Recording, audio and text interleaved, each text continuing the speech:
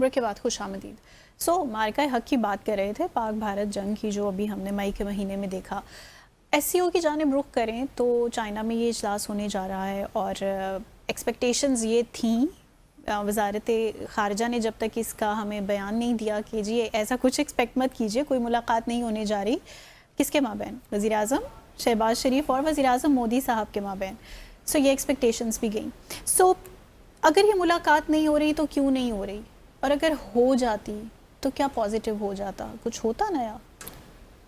یہ کافی چمگوئیاں ہو رہی تھیں اس بارے میں کہ شاید ایس سی او کا جو اجلاس ہو رہا ہے تیانجن میں چائنا میں 31 اگست اور 1 ستمبر کو، ممکن ہے کہ وہاں پہ ایک ملاقات ہو جائے. اور پہلے ماضی میں اس قسم کے جو اجلاس ہوتے رہے ہیں، شنگھائی کوآپریشن آرگنائزیشن کے ہوں یا اس سے پہلے سارک کے ہوتے رہے ہیں، تو وہاں جب بھی کبھی کوئی ڈیڈ لاک ہوتا رہا ہے پاکستان اور بھارت کے درمیان، تو اس قسم کے اجلاس میں ان ملاقاتوں نے وہ ڈیڈ لاک توڑا بھی ہے.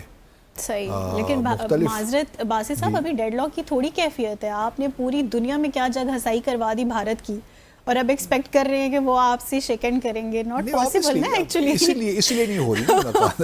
سامنا کس منہ سے کریں؟ اسی لیے ملاقات نہیں ہوتی. لیکن کبھی کہیں نہ کہیں تو ڈیڈ لاک کو ٹوٹنا ہے.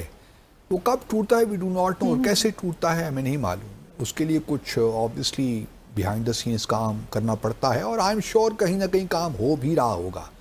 لیکن اس وقت شاید بھارت کو سوٹ نہیں کرتا، اور شاید ہمیں بھی سوٹ نہیں کرتا، کیونکہ میرا اپنا ذاتی طور پہ ہمیشہ یہ خیال رہا ہے کہ ڈیڈ لاک کو تو آپ توڑ دیں گے، واٹ نیکسٹ؟ مطلب ایک ملاقات ہونے سے تو تعلقات واپس ریلز پہ نہیں آ جاتے نا. اس کے لیے کچھ پہلے تیاری کرنی پڑتی ہے.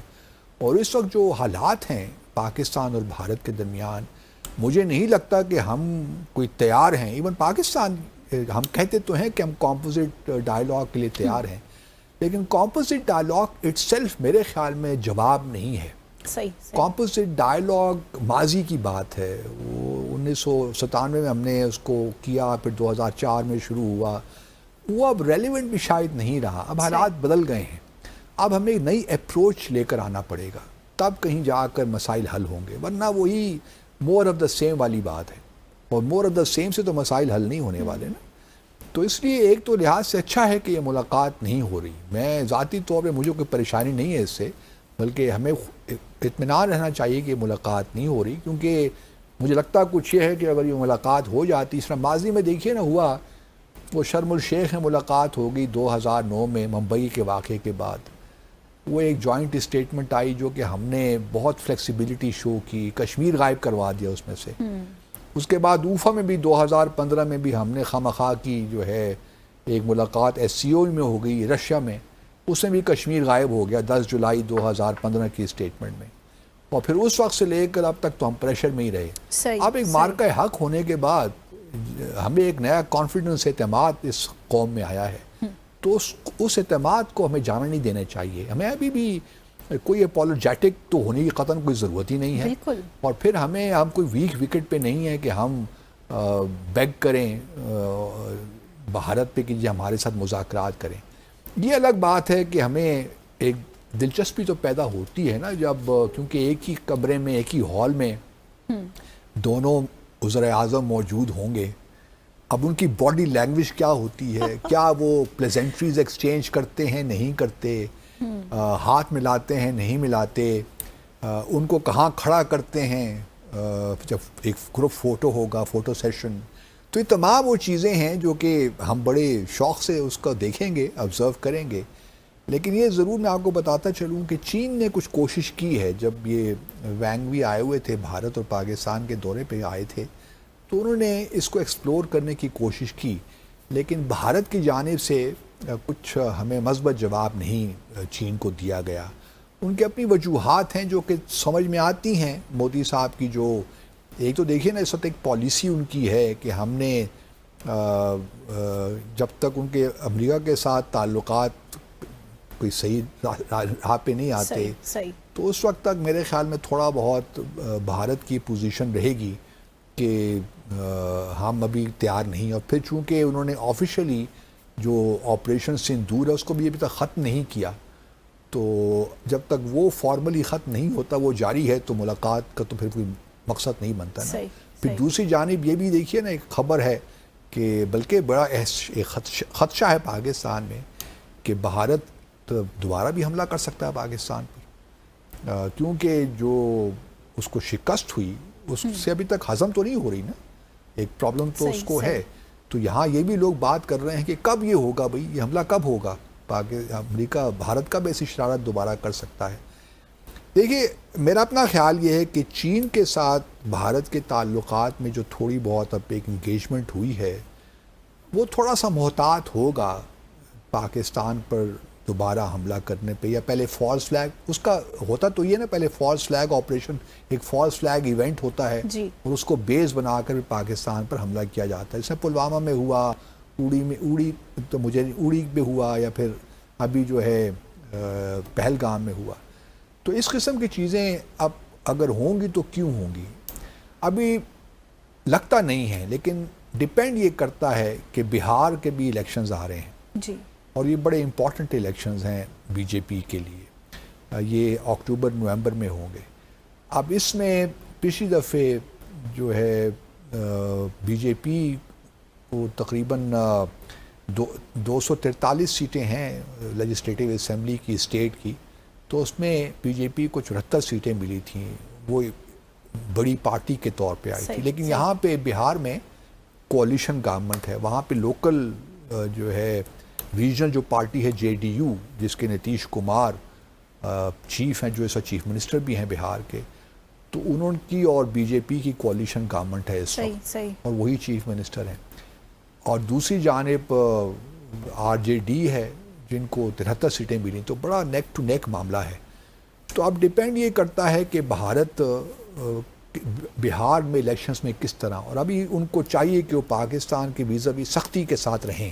کم از کم اگر کوئی حملہ نہیں بھی ہوتا یا فالس فلیگ نہیں بھی ہوتا، لیکن اس وقت جو ایک انہوں نے سٹانس لے رکھا ہے پاکستان کے خلاف، اس پہ وہ قائم رہیں. صحیح. پھر جو دوسرا معاملہ ہے وہ اگلے سال ایک اور بڑا امپورٹنٹ الیکشن ہے ویسٹ بنگال کا. صحیح. اس کے بعد پھر اتر پردیش کا الیکشن ہے 2027 میں. وہ یہ دو جو ہے نا انتخابات، یہ بڑے امپورٹنٹ ہیں خاص طور پہ اتر پردیش میں. اور اتر پردیش میں ہم نے دیکھا کہ کس طرح جو پاپولیرٹی کا گراف ہے وہ کم ہو رہا ہے بی جے پی کا. اور پھر لوک سبھا کا الیکشن 2029 میں. صحیح. اگر کوئی اور مارکا ہوا، وہ ڈیپینڈ کرتا ہے کہ ان الیکشنز میں بی جے پی کی پرفارمنس کیا ہوتی ہے. اگر بہار میں لیٹ سے وہ اپنی پرفارمنس ٹھیک رکھتے ہیں، یا جو ہے ویسٹ بنگال میں کچھ بہتر پرفارم کر لیتے ہیں، اور پھر اتر پردیش میں بھی اپنی حکومت بنا لیتے ہیں، تو شاید پھر اس طرح ان کو ضرورت محسوس نہ ہو.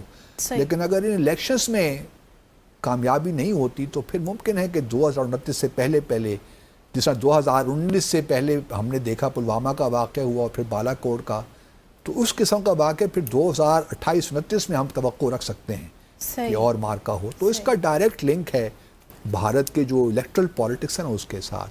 مین وائل آج ایک بہت بڑی دیکھیں خبر آئی پاکستان میں کہ ہم نے ایک جو نیٹ ورک تھا بھارت کا را کا، اس کو ہم نے انرتھ کر دیا. اور اس سے دیکھیے یہ پہلے بھی ہوتا رہا ہے، کوئی نئی بات نہیں ہے. کلبھوشن جادیو کو ہم نے بلوچستان سے اریسٹ کیا تھا. لیکن ایک بات مجھے ضرور تھوڑی بہت عجیب سی لگتی ہے کہ ہمارے بہت سے دوست ممالک جو ہیں وہاں پہ یہ ساری کارروائیاں وہاں سے کرتے ہیں. کلبھوشن جادیو چابہار سے ایکٹیو تھا، اور یہ جو سنجیو کمار جو دبئی میں بیٹھ کے یہاں پہ نیٹ ورک چلا رہا تھا سندھ میں، اور جنہوں نے ایکسٹرا ٹیریٹوریل کلنگز بھی کی، اور پھر کینیڈا امریکہ ہم سب جانتے ہیں وہ کہانی. ہمیں چاہیے کہ ہم اپنے دوست ممالک پہ تھوڑا بہت پروٹیسٹ کریں، یا کم از کم کوئی ڈیمارش دیں نا کہ جی آپ کے یہاں دیکھیے یہ لوگ بیٹھے ہیں، بھارتی باشندے ہیں جو کہ پاکستان میں منی لانڈرنگ کرتے ہیں، ٹیرر فائنینسنگ کر رہے ہیں، تو ان کا کوئی حساب تو کریں نا. آپ بھارت سے کوئی معاملہ تو ٹیک اپ کریں کہ کیا ہے کہ آپ پاکستان کے خلاف یہاں سے ایکٹیویٹیز کر رہے ہیں.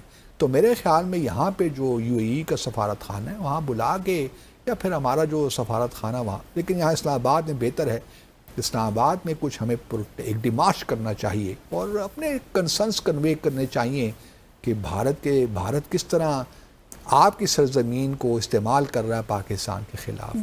تو یہ میرے خیال میں، اور پھر ایف اے ٹی ایف کا معاملہ بھی ہمیں اس کے پاس کہیں نہ کہیں جانا چاہیے UN سیکیورٹی کونسل کے ہمارے ساتھ ممبر ہیں, وہاں بھی یہ معاملہ اٹھانے چاہیے. بھارت کو ایکسپوز تو کریں نا, اتنا بڑا نیٹ ورک ہم نے پکڑا اور ثبوت ہمارے پاس سارے موجود ہیں, کہاں سے کس طرح ٹرانزیکشنز ہوئیں, کس طرح کون لوگ انوالو تھے, بلکہ اس کا پاسپورٹ وغیرہ بھی ہمارے پاس سب کچھ ہیں معلومات. تو ہمارے پاس تو irrefutable ایویڈنس موجود ہے کہ ہم بھارت کو مزید ایکسپوز کریں. جہاں کینیڈا کو پرابلمز ہیں, امریکہ کے کوئی ایشوز ہیں, ایون اور ممالک کو بھی ایشوز ہیں, UK کو ایشوز ہیں, تو اب تو ہمارے پاس بھی معاملات ہیں کہ ہم کمپلیمنٹ کریں, ری انفورس کریں ان تمام چیزوں کو جو بھارت پوری دنیا میں کر رہا ہے. اور یہ پہلی دفعہ نہیں ہے, ایسا میں نے پہلے کہا, اس سے پہلے ہی پاکستان میں بہت سے کشمیری لیڈروں کو شہید کیا گیا اور بھارت نے کروایا یہاں پہ. تو کوئی وجہ نہیں بنتی کہ ہم ایک سسٹین طریقے سے بھارت کو ایکسپوز نہ کریں.